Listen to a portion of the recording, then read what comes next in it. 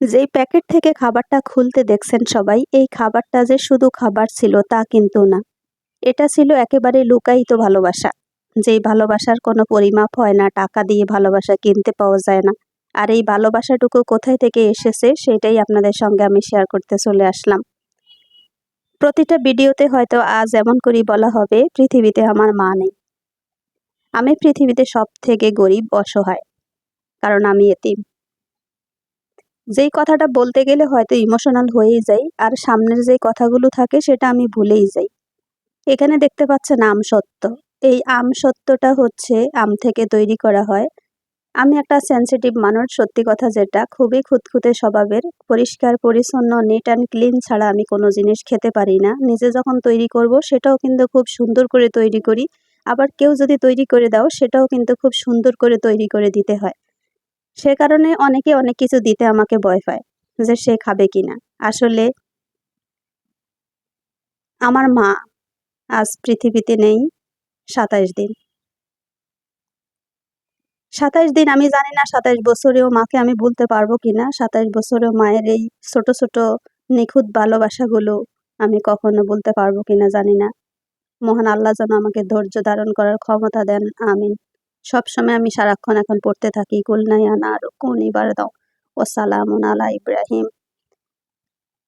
ইব্রাহিম আলাইহিস সালামকে যখন আগুনে ফেলে দেওয়া হয়েছিল, তখন উনি মহান আল্লাহর কাছে এই দোয়াটাই, এই কোরআনের আয়াতটাই পাঠ করেছিলেন। তখন জিবরাইল আলাইহিস সালাম এসে তার ভিতরে সমস্ত আগুনের যন্ত্রণাটাকে শীতল করে দিয়েছেন। আমি মহান আল্লাহর কাছে ঠিক এই দোয়াটাই পড়ি, মহান আল্লাহর কাছে প্রতি মুহূর্তে পানা চাই যে মহান আল্লাহ তুমি আমাকে সাহায্য করো। প্রতি বছর আমের দিনে এই কাঁচা আম গাছ থেকে পেড়ে আমার মা বস্তা ভরে পাঠাতেন আমাকে। যেই আম দিয়ে আমি বিভিন্ন রকমের আচার, আমসত্ত্ব, অনেক কিছুই করতাম।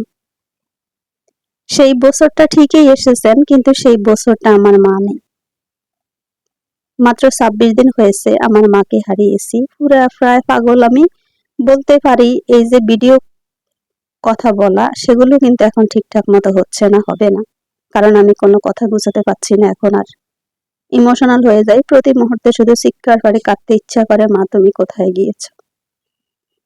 প্রতি মুহূর্তেই মনে হচ্ছে এই যে খাবারগুলো, এরকম খাবার আমার মা পোটলা বেঁধে পাঠাতেন। আজকে সেই খাবারগুলো অন্য আরেকটা মা হয়ে আমার জীবনে এসেছেন, স্মরণ করিয়ে দিয়েছেন মা জিনিসটা কতটা কঠিন এবং মা জিনিসটা কতটা শ্রদ্ধাশীল। উনি হচ্ছেন আমার ভাইয়ের শাশুড়ি। উনি ওনার নিজের গাছের আম, নিজের গাছের লেবু, মরিচ অনেক কিছু দিয়ে পাঠিয়েছেন। আমি এখানে মুগ ডাল ভেজে নিয়েছি, ওনার হাতের মোরগ দিয়ে রান্না করব। এই মোরগটা অনেক বড় একটা মোরগ, আমি যদিও ওয়েট দেইনি। মাশাআল্লাহ অনেক বড় একটা মোরগ ছিল। এটা উনি নিজে একেবারে পরিষ্কার পরিচ্ছন্ন করে ধুয়ে বেছে পরিষ্কার করে পোড়া দিয়ে দিয়েছেন। যেটা হলো আগুনের চুলায় যে কোনো জিনিস পুড়ে যদি এটাকে রান্না করা হয়, এটার স্মেল এবং হচ্ছে খাবারের টেস্ট দ্বিগুণ হয়। তো সেই একই রকম করে সুন্দর করে দিয়েছেন, যেটা দেখার পরে সত্যি মাকে আরো অনেক বেশি মিস করি এখন। অনেক বেশি মিস করি যে আমার মা আমাকে এগুলো এরকম সুন্দর করে দিতেন। আজকে আমার মা কই। হয়তো আমার জীবনে প্রত্যেকটা ভিডিওতেই একটা কথাই থাকবে, আমার মা কোথায়। আমার মাকে হারিয়ে আজ আমি দিশেহারা। অনেকের কাছে হয়তো এটাকে হাস্যকর মনে হবে, অনেকের কাছে এটা ইমোশনাল মনে হবে, অনেকের কাছে এটাকে অনেক ক্ষুদ্র কিছু একটা মনে হবে, কিন্তু আমি কি হারিয়েছি সেটা আমি বুঝি।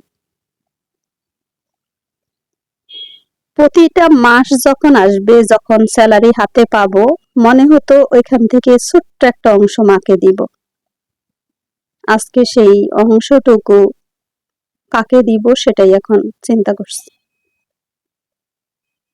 আজকে যিনি আমাকে মায়ের মতো করে এত সুন্দর করে খাবার পাঠিয়েছেন, এই খাবারটা যে শুধু খাবার ছিল তা কিন্তু না। এই খাবারটা হচ্ছে সত্যিকারের ভালোবাসা, লুকায়িত ভালোবাসা। এটার ভিতরে এত কঠিন ভালোবাসা লুকায়িত ছিল, যে ভালোবাসাটা আমার মাকে আরো বেশি করে স্মরণ করিয়ে দিয়েছেন। আমি দোয়া করি আমার ভাইয়ের শাশুড়িকে আল্লাহ নেখায়েত দান করুক। আন্টি, যদি আপনি ভিডিও দেখে থাকেন তবে আপনাকে অসংখ্য ধন্যবাদ। খাবারের জন্য নয়, আপনি আমাকে ভালোবেসে যে জিনিসগুলো নিজের হাত দিয়ে আমার মায়ের মতো করে পোটলা বেঁধে খাবার পাঠিয়েছেন, আসলে এটা তো খাবার ছিল না। অনেক অনেক ভালোবাসা, আপনাকে অসংখ্য ধন্যবাদ। দীর্ঘ হায়াত দান করুক, আপনি বেঁচে থাকেন অনেক দিন। তবে একদিনের জন্য যে মেয়ে বানিয়েছেন তা কিন্তু না। আমি চাইবো যতদিন আপনি বেঁচে থাকেন আমি বেঁচে থাকি, মায়ের মতো করে আমাকে আগলে রাখবেন।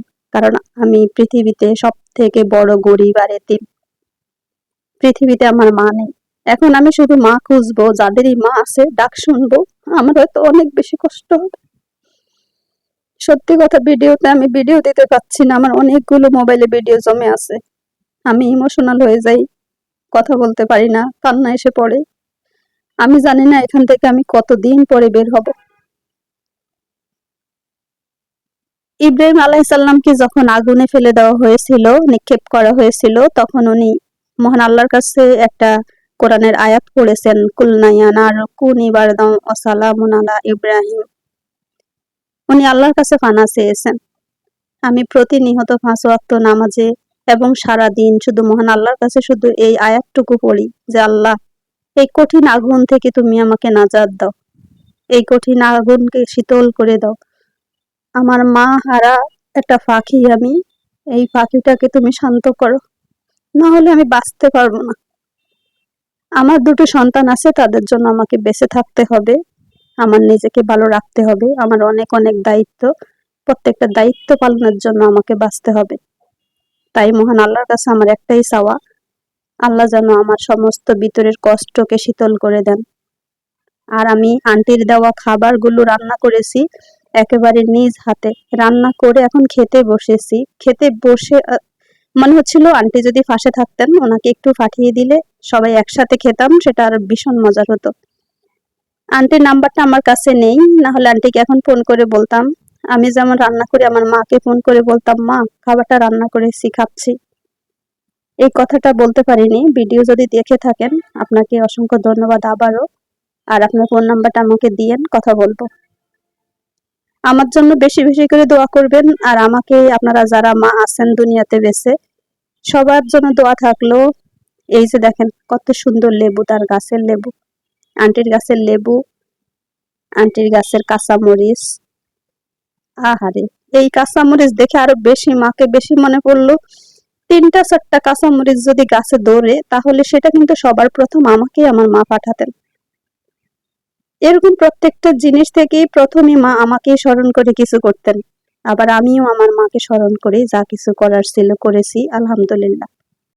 খাবার খেতে খেতে আপনাদের সবার কাছে আমি একটাই রিকোয়েস্ট করব, আপনারা সবাই আমার মায়ের জন্য দোয়া করবেন। আর প্রতিটা ঘরে ঘরে যাদের মা বেঁচে আছেন সবাই সেবা করে দোয়া নিবেন। একদিন মা হারিয়ে যতই কান্না করেন, মা আর ফিরে এসে বলবে না যে কান্না করিও না। বেঁচে থাকাকালীন মায়ের কাছ থেকে সবাই দোয়া নিবেন এবং মনের যত আশা আকাঙ্ক্ষা যত কিছু আছে সব কিছু পূর্ণ করবেন। মেয়েরা যদিও পারে না সেটা, তবে চেষ্টা করবেন মায়েদের মনের সমস্ত আশা পূর্ণ করে দিতে। কারণ পৃথিবীতে একবারই এসেছেন, একবারই চলে যাবেন, আর কখনোই আসা হবে না, কখনোই তার দেখা হবে না। আমার ভাইয়ের 2টো বাচ্চা আছে, 6 বছর বয়সের টুইন বেবি। তারা বলেছিল কোনো একটা সময়, আমাকে বলছিল, ফুপি কবে কিয়ামত হবে। আমি ওদের জিজ্ঞেস করেছিলাম, কেন বাবা? বলে আরফাতের ময়দানে আমার মায়ের সঙ্গে দেখা হবে আমাদের, সেই অপেক্ষায় এখনই থাকবো। আজকে ওদের কথা আমি খুব মনে পড়ছে। আমিও এখন মহান আল্লাহর কাছে একটাই দোয়া করি, আরফাতের ময়দানে যেন মহান আল্লাহ আমার মায়ের সাথে আমাদের দেখা করিয়ে দেন, আমিন। যেন সেদিন মাকে নিয়ে জান্নাতে প্রবেশ করতে পারি, একসঙ্গে যেন সপরিবার আবার বেঁচে থাকতে পারি জান্নাতে। মহান আল্লাহ যেন আমাদের মনের আশা পূর্ণ করেন, আমিন। আপনারা সবাই আমার মায়ের জন্য দোয়া করবেন, আমার জন্য দোয়া করবেন। সামনে আমার মেয়ের পরীক্ষা, তার জন্য দোয়া করবেন। আমিও আপনাদের জন্য সবার অন্তঃস্থল থেকে অনেক অনেক দোয়া ও শুভকামনা রইল। যতগুলো বাচ্চা ইন্টারমিডিয়েট পরীক্ষার্থী আছেন সবার জন্য শুভকামনা, তারা যেন ভালো পরীক্ষা দিয়ে সুন্দরভাবে ফিরে আসতে পারেন, তাদের মনের আশা যেন পূর্ণ হয়। সামনে বিশাল বড় একটা কঠিন যুদ্ধ আসতেছে, আমাদের ইউনিভার্সিটি পরীক্ষা। ইন্টারমিডিয়েট পরীক্ষার পরেই কিন্তু আসলে শান্তি নেই, সেই সময় আরো ইউনিভার্সিটির পরীক্ষার কথা চিন্তা করে সব সময় একদম ইমোশনাল হয়ে থাকতে হয়। ডিপ্রেশনে থাকতে হয় যা আমাদের জীবনে কি বয়ে আনছে জানি না। মহান আল্লাহ যেন প্রত্যেকটা মা বাবার মনের আশা পূর্ণ করেন, আমিন। আর আপনারা সবাই আমার মায়ের জন্য আবারও বলছি দোয়া করবেন, আর আমার জন্য দোয়া করবেন। আর খালাম্মাকেও অসংখ্য ধন্যবাদ ভিডিওতে জানাই আসসালামু আলাইকুম। আর আপনারা যারা আমার এই ভিডিওটা দেখছেন, আপনাদের কাছে ভালো লাগলে ভিডিওতে একটা ছোট্ট লাইক দিবেন, বেশি বেশি করে শেয়ার করে দিবেন, যাতে প্রতিটা মানুষের এরকম একটা মুহূর্তে, যেমন আমি মাকে হারিয়ে অনেক বেশি কষ্টে আছি, ওই মুহূর্তে যেন ভালোবাসা নিয়ে কেউ আগলে রাখে আপনার জীবনকে, তাহলে বাঁচতে পারবেন। না হলে কিন্তু এই যে কঠিন পাহাড়ের মতো দুঃখ বয়ে বেড়াচ্ছি, এটা কিন্তু আসলে বয়ে বেড়ানোর ক্ষমতা আমার নেই। তারপরেও চেষ্টা করছি এখান থেকে রিকভার করার।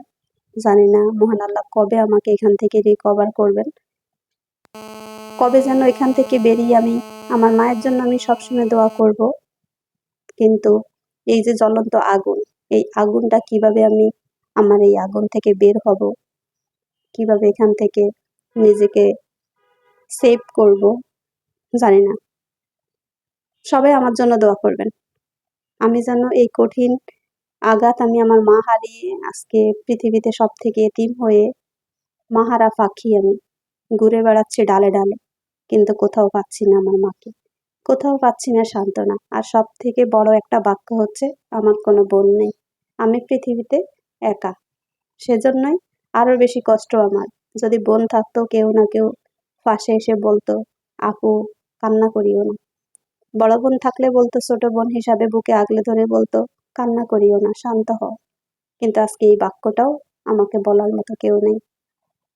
সব দিক দিয়ে আমি সব থেকে বড় এতিম, বড় গরিব, বড় অসহায়। এই অসহায় মানুষটাকে আপনারা দোয়া করবেন, অসহায় মানুষটার জন্য,